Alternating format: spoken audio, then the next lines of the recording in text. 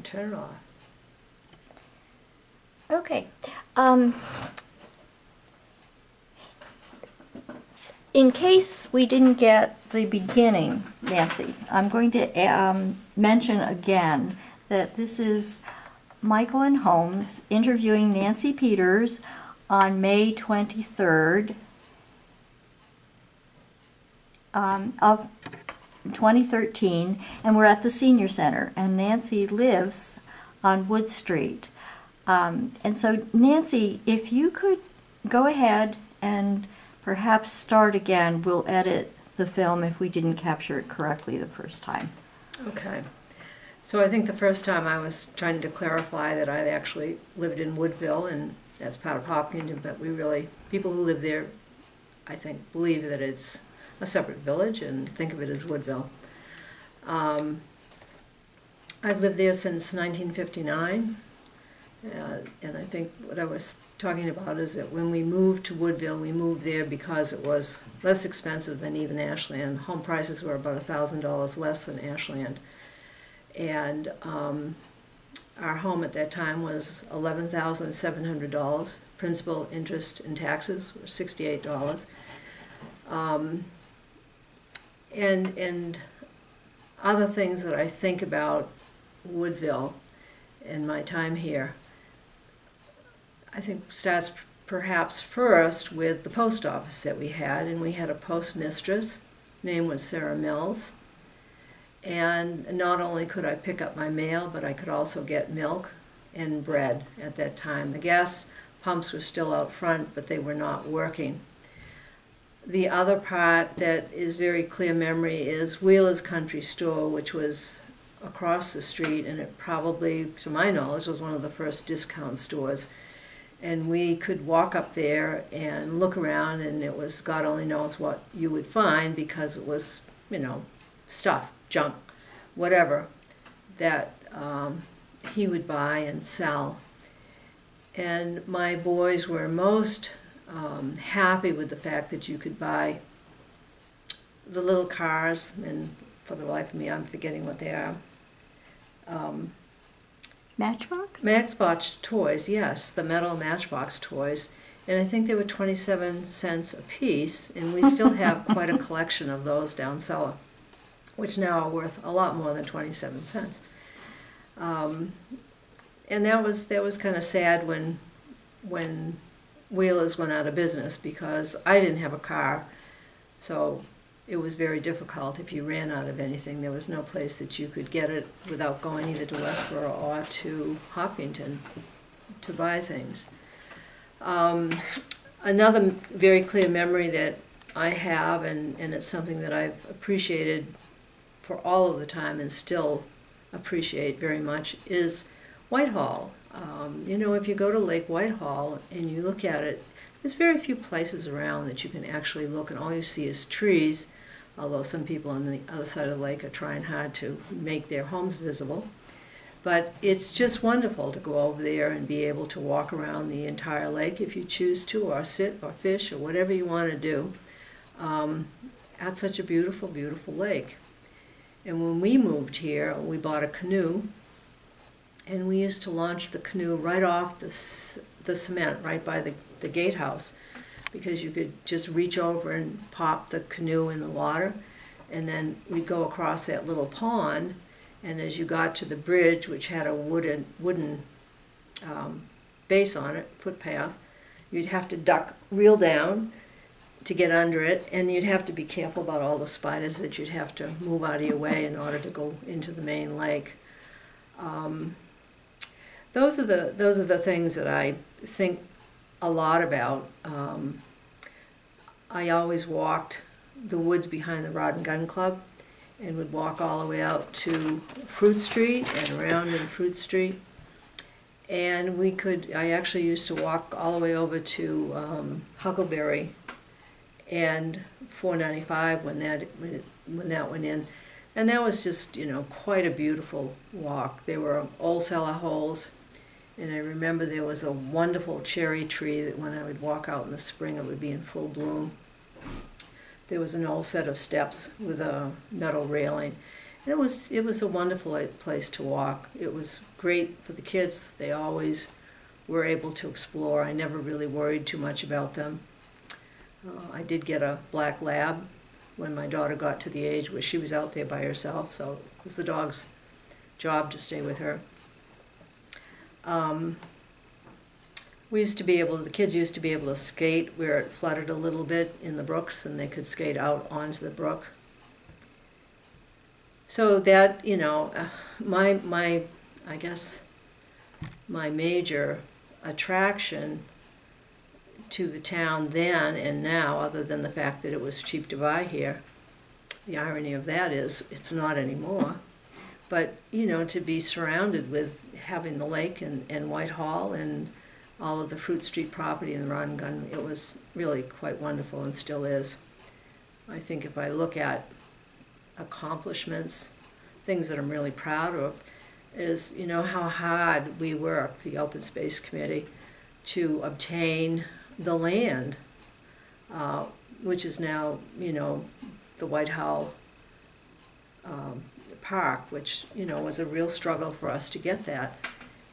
And it's wonderful to know that we have that, and that it won't be developed, that it will always be open for people to walk and enjoy and to, look at nature in really more or less its natural state.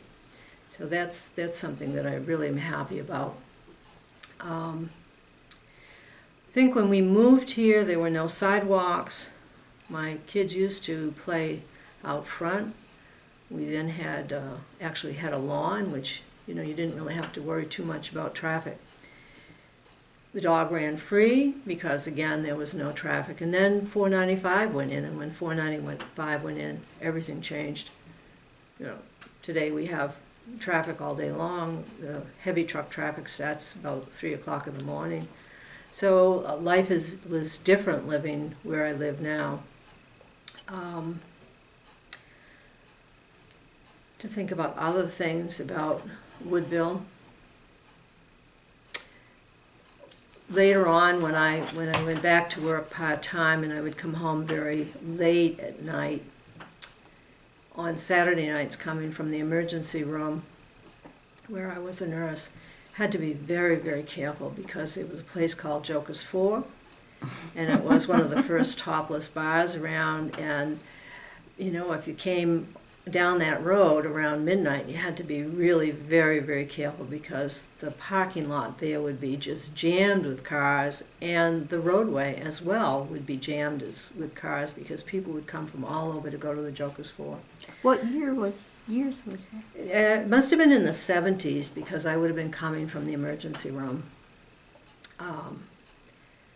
And now nobody would blink at that. Right? Well, they might hear. I don't know. You have TV, and gosh.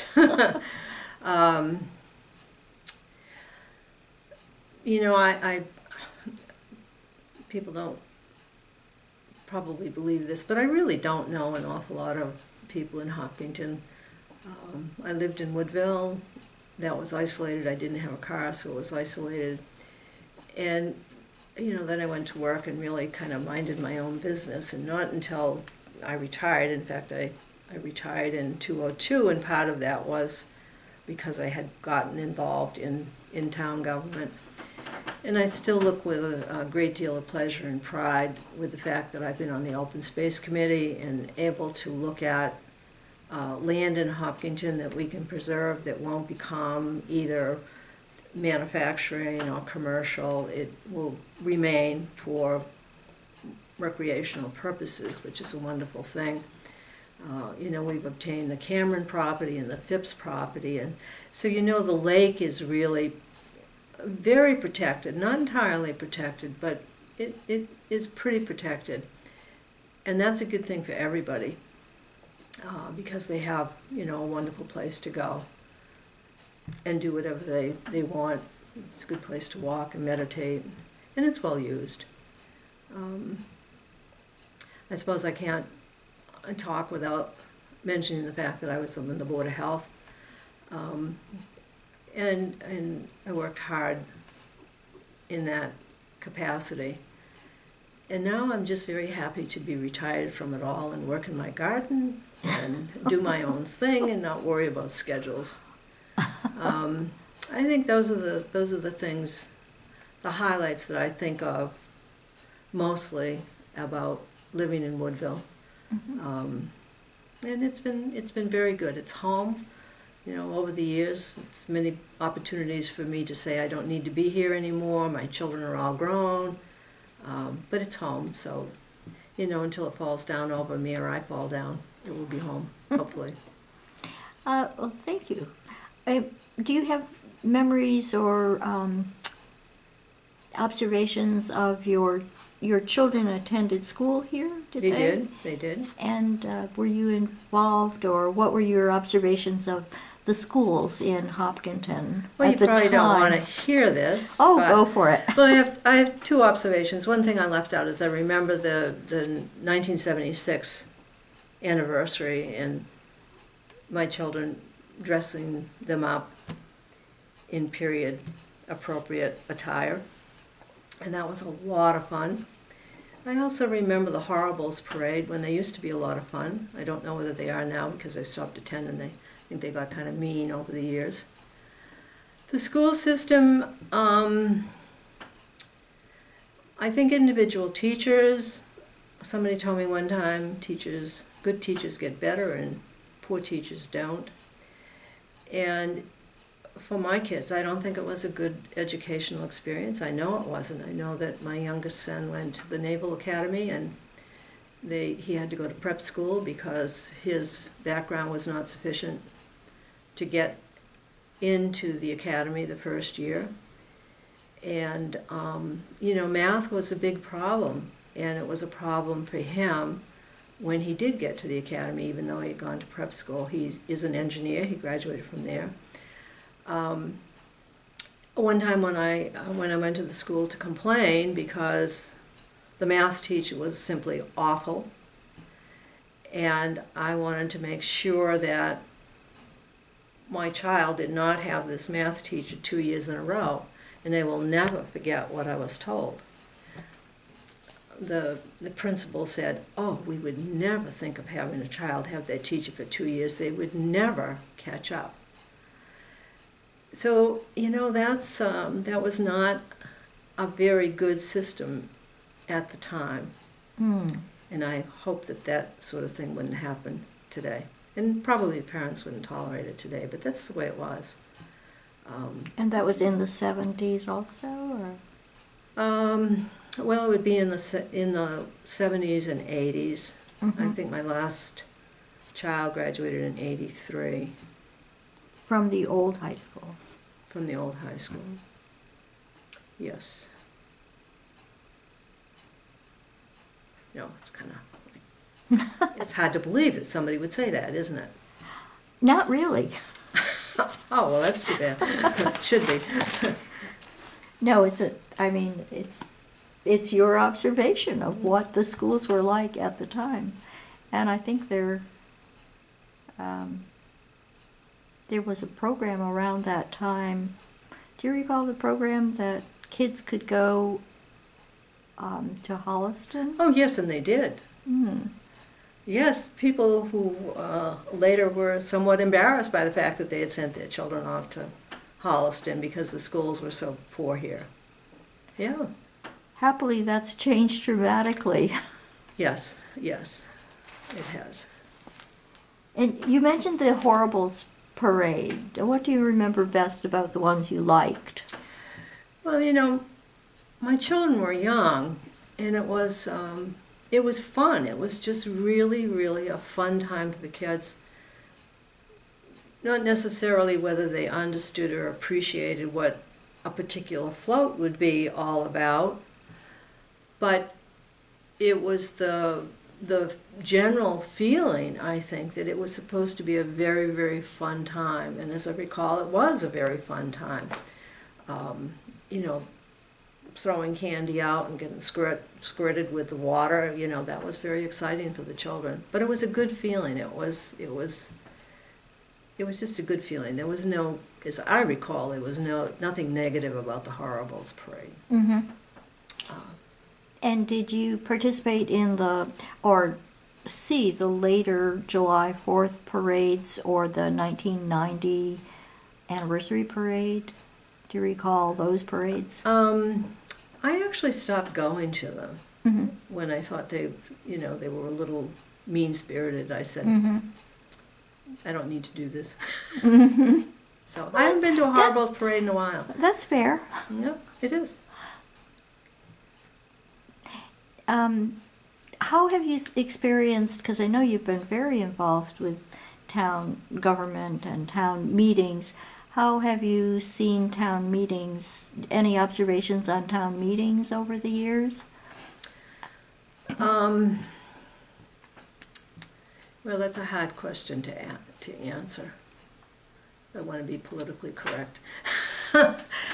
What I remember probably about town meeting was Joe Pratt when he would speak from the back of the room, and he didn't need the microphone. He'd tell you he didn't need to get up. You could hear him, and that was really a true statement.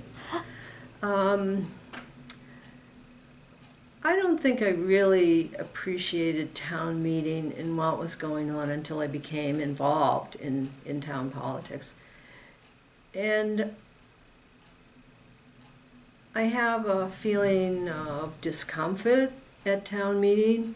I think, yes, it's part of the rules to be able to call a question. But again, this last town meeting where because we were trying to finish up and not go the third meeting, there was a lot of discussion that did not take place because people wanted to get out of there. It was late. I think I got home around 1 o'clock in the morning. But I think that's not the right thing to do because it didn't allow for discussion. And some of those things were too serious to do that.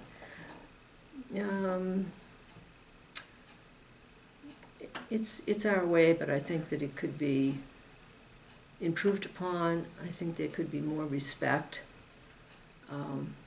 I know it's hard when people get up to speak, but they have a right to their opinions.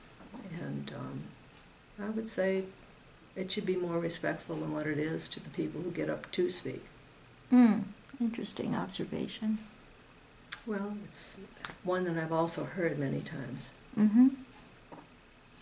And what are some of the biggest differences? What are the things that have maybe stayed the same that you've liked, or things that have changed? Not necessarily that you like and dislike, but what are some of the biggest differences that you've seen over time?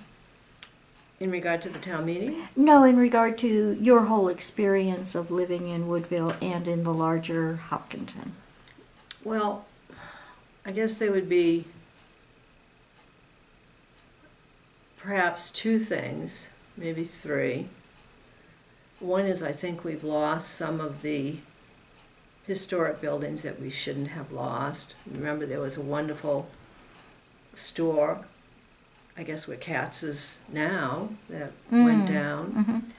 Mm-hmm. I will never get over the fact that we lost the Woodville fire station. That, is just almost criminal. So I think we need to ensure that when people say that they will do this, that, and the other thing, that it gets done. And the Woodville fire station just got rotted. That's all. It just was allowed to decay and fall down. And I have quite a collection of postcards that have been collected over many, many, many years. And every time I look at that post office, I feel sad. Not the post office, the fire station. I feel sad that it's gone. So that's one observation. The second observation is I think that the schools, in fact, have improved. The kids have much more opportunities now than what they ever did. They're exposed to things that, my children certainly weren't. And I think the biggest change that I see, and it's a negative change, and that's the traffic. And maybe because I live on 135, but it's horrendous. It's just, it's awful. It's dangerous to walk. I don't work in my garden during the week because I consider it to be too dangerous. I only work out there usually on Sunday when there's less truck traffic. That's the negative. I think, you know, Woodville's pretty much stayed as Woodville. You know, it's a very, I think it's a quiet community. I think people take a great deal of pride in the fact that they live in Woodville. People are friendly, but they're not the least bit intrusive. At least I haven't found them to be that way. I still like living in Woodville. I don't like the traffic, but I like living in Woodville. It's home. It really is. It's just home. Oh, thank you, Nancy. Any other closing thoughts? That seems to wrap it up, but we're happy to hear any other observations. Yeah, I don't think so. I did make a couple of notes just because I wanted to make sure that, you know, post office and the dam. Yeah, I think we're good? That's pretty much, yeah. All right. Well, again, this is Michael and Holmes on May 23rd interviewing Nancy Peters from Woodville on Wood Street, 135. And thank you so much, Nancy. That's been most informative. I've enjoyed listening to you. Well, you're welcome. Thank you.